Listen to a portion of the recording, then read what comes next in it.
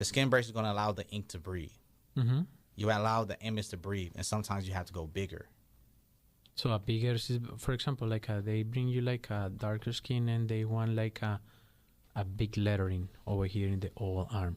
Mm-hmm. Like how you will work, like what type of like the typography that you will use.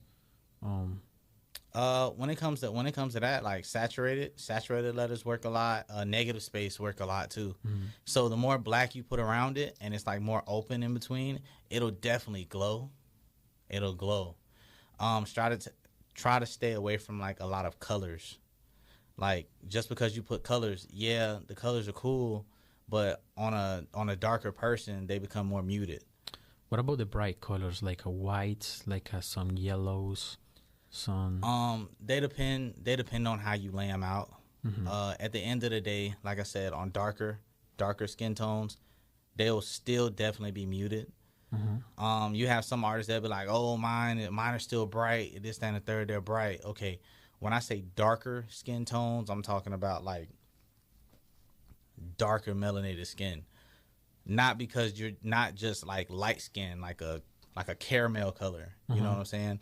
Like, yeah, you can get a brighter tone out of these colors on that type of skin. But when I say dark, I'm talking about like the color of your shirt, like dark. You know, Dark, like a that dark you're yeah, like before, like dark, yeah.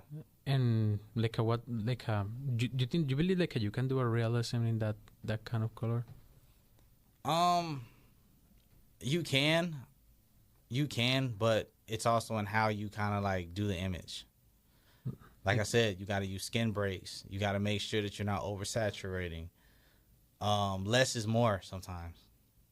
Like I don't put it, when like if you want a detail, like a better size, like a Yeah. bigger size, like if you want like something like a readable in a smaller space, like let's say the arm, things like that, like avoiding few details. That's what you mean? Yeah, in a sense. Avoiding few Don't do too much in a confined space because it'll become muddy. Okay, what about compositions? Like how you manage the composition?